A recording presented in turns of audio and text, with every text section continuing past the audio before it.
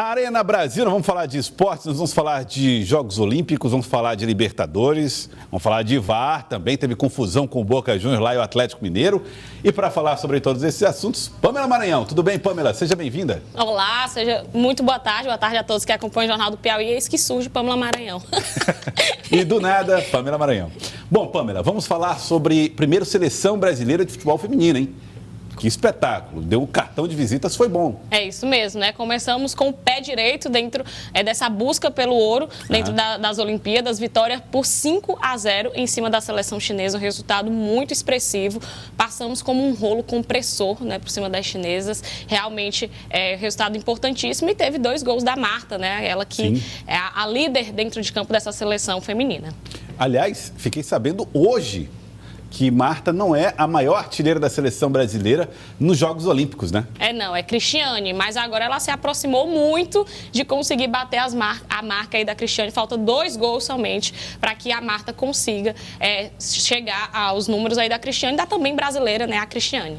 Então, 2 primeiros gols importantíssimos, e ela que poderia ter feito o terceiro, só que como não tem vaidade dentro da seleção feminina, ela cavou o pênalti, mas deixou a companheira Andressa Alves bater. Então, resultado aí que foi super importante e que para a Marta deu para mostrar também que ela está muito bem, em totais condições de estar vestindo a camisa da seleção, vai ser uma peça fundamental dentro dessa campanha, e já deu para mostrar que esse grupo está muito unido em busca desse tão sonhado ouro olímpico.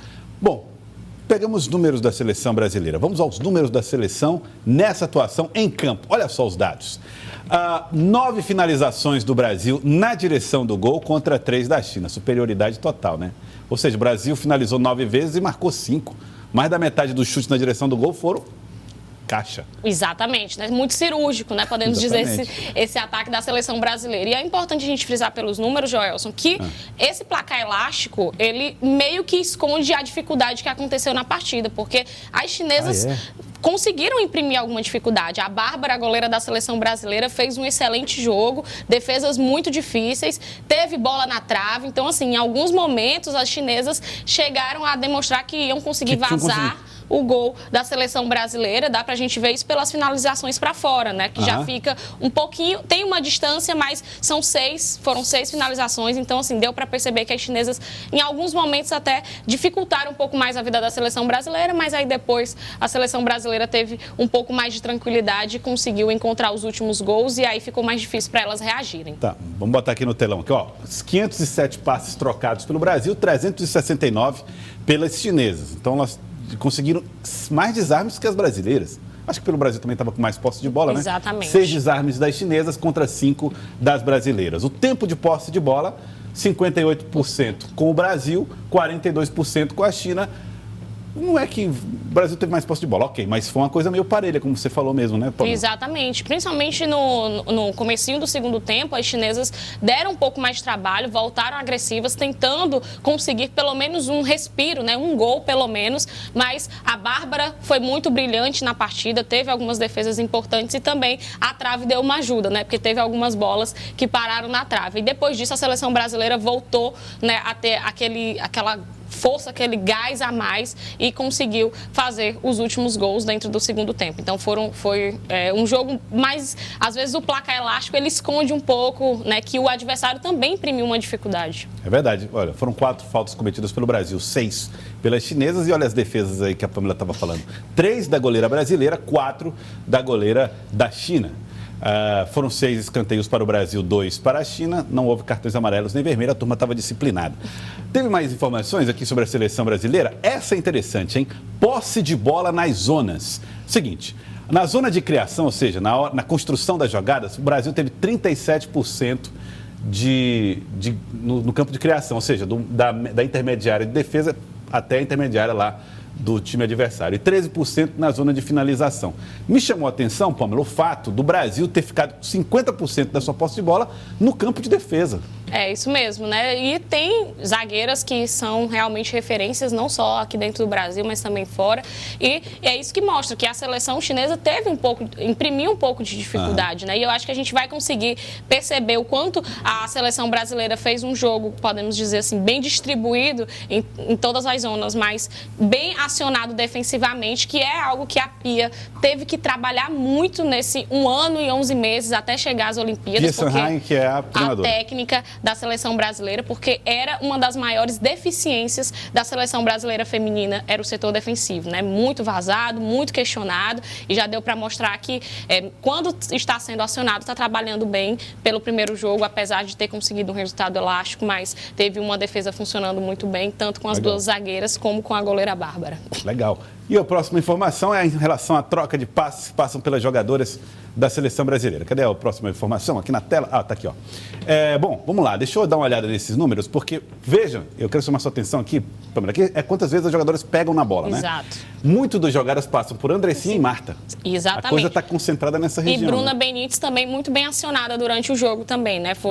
A gente viu, no meio-campo, a gente viu uma porcentagem, isso mostra o quanto a porcentagem que a gente mostrou anteriormente, ela realmente traz uma realidade com relação ao jogo, né? 37% no meio de campo ali dos passes, e a gente tem aí algumas jogadoras do meio bastante acionadas, em especial a Andressinha, que é aí a jogadora mais acionada dentro desse meio de campo, responsável por esse setor de criação da equipe brasileira. Gostei desse número que a gente percebe um pouco que por onde passam as jogadas. Talvez a Andressinha seja mais acionada por jogar mais perto da Marta. Isso. Você tem ali a Marta como uma referência. Interessante esses dados trazidos pelo setor de, como é que chama? De scout? Scout, exatamente. Scout da seleção brasileira.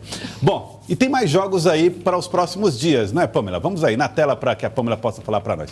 Bom, alguns jogaram já hoje e estão jogos previstos aí para os próximos dias. Quem que jogou hoje aí, Pamela? Hoje a gente teve aí a Grã-Bretanha vencendo a seleção do Chile por 2-0 no Grupo E. No Grupo E também tivemos aí jogo entre Japão e Canadá, né? As donas da casa ficaram no empate diante a equipe canadense. No Grupo F, além da vitória elástica da seleção brasileira em cima da China por 5-0, tivemos aí esse placar super elástico entre Holanda e Zâmbia, né? 10-3 para a seleção holandesa. No Grupo G, a vitória da Suécia sobre os Estados Unidos foi um resultado que chamou a atenção, né? Porque a seleção dos Estados Unidos entrou dentro da competição como uma das favoritas e acabou sendo derrotada aí pela seleção da Suécia, e foi uma derrota com muita supremacia, apesar de que a seleção da Suécia já tem seus méritos aí, porque vem nos últimos anos crescendo bastante, né? Para quem não acompanha tanto, Exato. mas... A treinadora da seleção brasileira, inclusive, é sueca. Exatamente. Então, assim, o futebol sueco no feminino, ele é muito forte, então a gente teve um confronto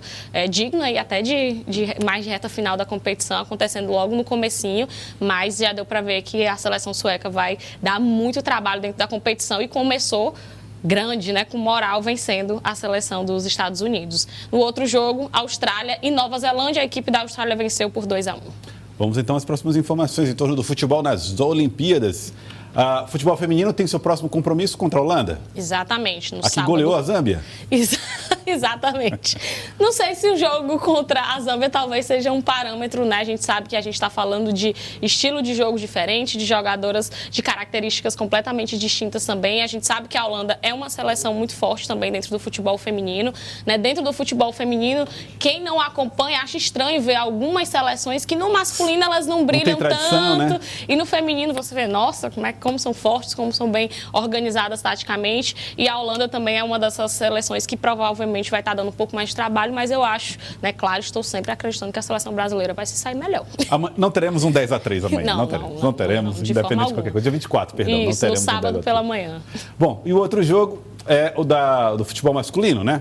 Nós temos as informações. Futebol masculino que vai começar também antes da abertura dos jogos, né? Exatamente, né? Vai ter jogo contra a seleção da Alemanha, né? Jogo aí difícil, logo de cara, um jogo bem complicado. É da última final olímpica. Exatamente. Né? Brasil e Alemanha. Exato. Não é isso mesmo? Isso mesmo. Meu Deus. De cara vai ser um Brasil e Alemanha às 8h30 da manhã na quinta-feira, se não me engano. Tá aí, ó. Exatamente. Em Yokohama. Isso, vai estar acontecendo aí o jogo às 8h30 da manhã na quinta-feira. Seleção aí de André Jardine, com algumas peças um pouquinho mais experientes. A gente lembra que na seleção olímpica, no masculino, Existe a idade, é sub-23, só pode ser convocado 3 atletas acima da idade. No feminino é que não tem isso, né? Não tem questão de idade, mas tem esse diferencial aí. É uma seleção que, apesar de ser olímpica, ela é bastante experiente. Dos jogadores que o Jardine vem utilizando com frequência dentro dos 11, 8 deles já têm uma série de convocações pela seleção principal, então já tem um pouquinho mais de experiência, estão acostumados a vestir a camisa da seleção brasileira. É o caso do Daniel Alves, está lá? Exatamente, é um dos convocados acima aí dos 24 anos. Bem acima. Bom, a seleção masculina fez hoje o reconhecimento lá do gramado do Estádio Internacional de Yokohama. Tem aí algumas imagens, o time está lá para reconhecer o gramado. Lembrando que esse time não usa o símbolo da CBF, usa uma bandeirinha da seleção do Brasil, né? Exatamente. No lugar. E aí está lá para fazer o reconhecimento do gramado, é o jogo contra a Alemanha, hein, gente? Pintou um 7-1 na sua cabeça quando você viu essa... Não, né? Nossa Senhora, o trauma é eterno. Não tem como se livrar desse trauma, não adianta. Qualquer pessoa que acompanha o futebol.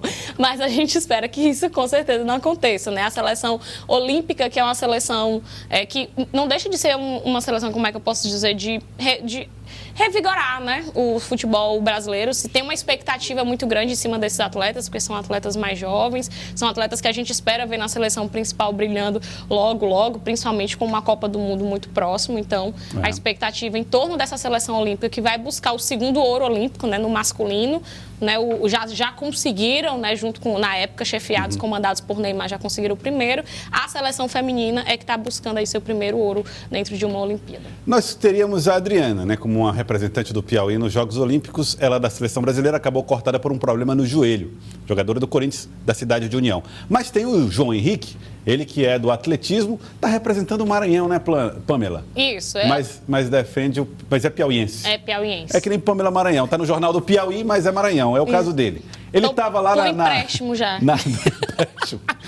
Ele estava fazendo hoje testes na pista, treinos na pista? É isso? Exatamente, né? O João Henrique, que tem 22 anos, é um atleta que a gente brinca que é metade Piauí, metade Maranhão, porque nasceu em Teresina, mas sempre treinou aqui na cidade vizinha de Timon. É um atleta que recebeu a convocação de última hora, porque houve um atleta que pediu desistência para participar somente da prova individual dos 400 metros, e aí ele herdou essa convocação e está tendo a oportunidade de disputar a sua primeira Olimpíada aos 22 anos. Legal, para você saber, o João Henrique é esse aqui. Esse exatamente. Daqui, é o que está no lado mais distante aí da sua tela, do lado de dentro da raia, né? Isso. Normalmente ele que vai disputar o 4x400 misto, e é uma prova que no atletismo o Brasil tem grandes possibilidades de voltar com uma medalha.